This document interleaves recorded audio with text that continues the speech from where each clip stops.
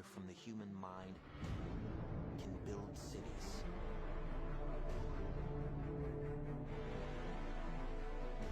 An idea can transform the world and rewrite all the rules. Which is why I have to steal it. He's hiding something, and we need to find out what that is. We gotta break out of here. Give him the kick!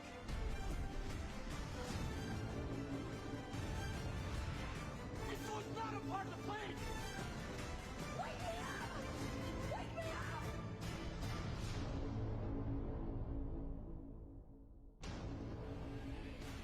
I know we have still not shattered that highest and hardest glass ceiling, but someday someone will, and hopefully sooner than we might think.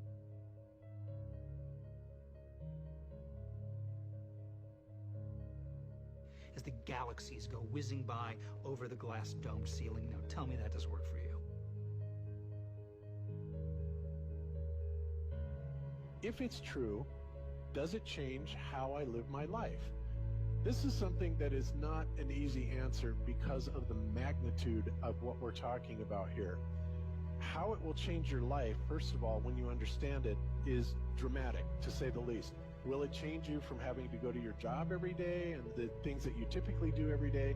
No.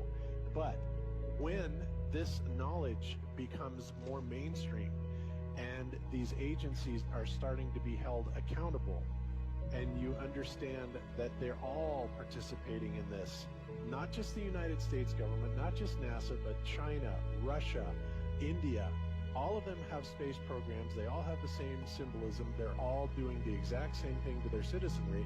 And the first thing you have to understand about this is that the deception goes all the way to the top. And when I say all the way to the top, you have to kind of get rid of the notion that the people at the very highest levels are working together.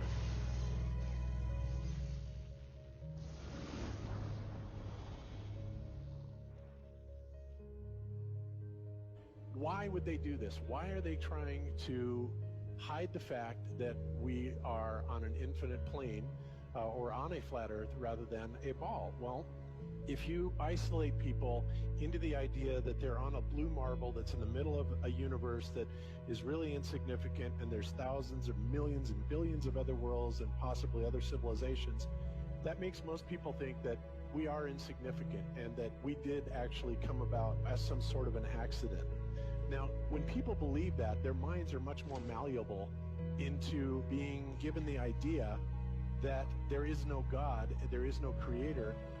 And because of that, that also gives the controllers this fertile soil to build other deceptions on.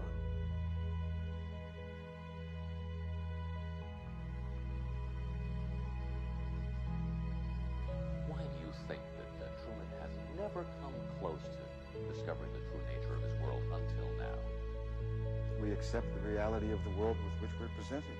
It's as simple as that. It's about total control, mental, physical, spiritual, every way, shape, form possible. You have to remember how big of a conspiracy this is. This isn't talking about just the JFK thing, or isn't talking about just 9/11. It's on an umbrella kind of system to where it is the biggest deception that there is. It actually exposes every other deception, and nothing else brings down the power of the elite, because it really exposes education, science, the economy, television, museums, universities. Think of all the things that have been fooled. I feel worse for the people that are out there building satellites, the people that are out there actually working for these space agencies, the people out there teaching in schools as professors, because they would all come to the conclusion eventually, once this gets out, that they've all been contributing to the lie. Why do you believe what you believe? Prove it without using NASA or any other space agency, the government or military of any country in the world. Why would I say that? NASA has been proven to be liars time and time again. I could spend a whole weekend here showing you the lies of NASA. How many of you believe your government is 100% honest and can be trustworthy? And how many of you know the military answers to their government? Okay, so if those three sources are all proven liars, why would you trust them? Fool me once, right?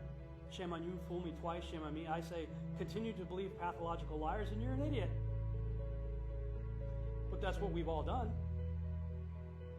And so, I look at these stuff, we've all seen the textbooks, we've all seen the videos and movies and all these things, and there's so much of it. Do you know what the budget NASA has? Do you know how much they get? How much money they get? Have you seen the movie Gravity? Okay. That's made for about $100 million, give or take. And if you saw the movie Gravity, that was pretty impressive. I saw it on IMAX, big screen, like, wow. I mean, I felt like I was with Sandra Bullock flying around in space, freaking out myself. Okay, this is what they're able to do with $100 million. What are you able to do with tens of billions of dollars a year since the 60s? Now, in my opinion, we're being lied to not only about the shape of the earth, we're being lied to about the very nature of reality itself. In 1954, Admiral Richard Byrd, a highly decorated naval officer, conducted an interview where he alluded to the idea that there may very well be land beyond the poles. Admiral Byrd, you've been to both the North Pole and the South Pole. Is there any unexplored land left on this earth that might appeal to adventurous young Americans? Yes, there is. But strangely enough, there's left in the world today an area as big as the United States that's never been seen by a human being. And that's beyond the pole on the other side of the South Pole from Middle America.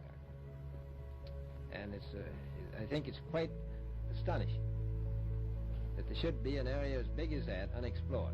It's a tremendous So challenge. there's a lot of adventure left down at the bottom of the world. Admiral, do you hope to see that? We don't know. That's the big problem.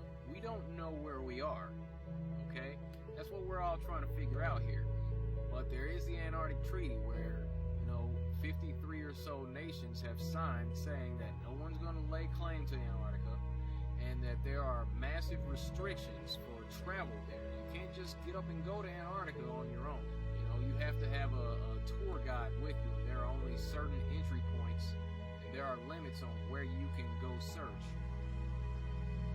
Personally, I think the unconquered South face is the only one worth scaling. It's a 20,000-foot sheer wall of ice, but that's never stopped me before.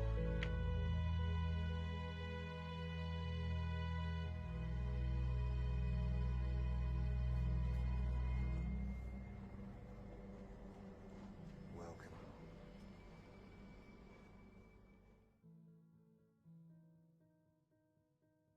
No, I just want to stand on top of the wall and piss off the edge of the world.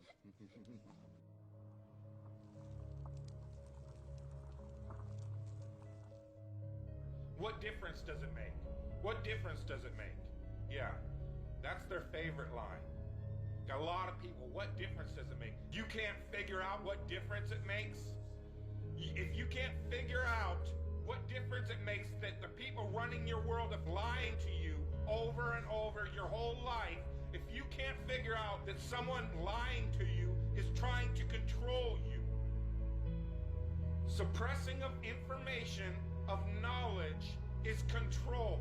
Deception of information and knowledge is a form of control. So what difference does it make? It makes a big difference because once they start omitting information or lying about information about where you live, they're doing it to control you. Period. Why am I having to explain this to critical thinkers in the truth movement? The way you control billions of people is to keep them divided and fighting each other. Flat Earth is not a psyop. Flat Earth destroys the psyop. Every psyop that's been used to control us for as long as they've known about it.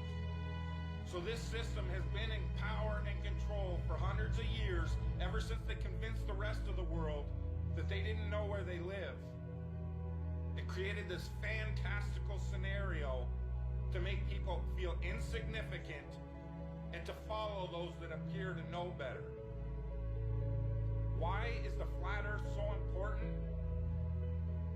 Because it shows the deception. And if everybody would just come together and demand answers, they would be in checkmate. They would not know what to do.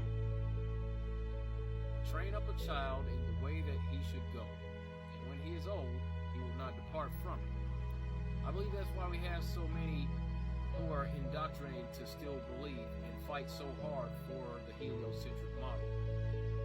The reason being is because we've been taught the globe model since before we had the ability to think for ourselves.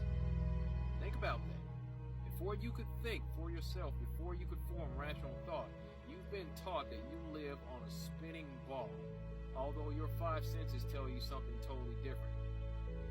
Our senses tell us that the earth is flat and stationary, that the sun and moon and the stars rotate above us just as we see, that they make their annual cycles in such a way that we can calculate days, months, and years of the passage of time, just like in Scripture. The earth in itself works like a well-designed timepiece, and we all know that any timepiece that we can think of has a designer. What if the lie is to hide the existence of that designer? What if they're lying to us about this because they're hiding God?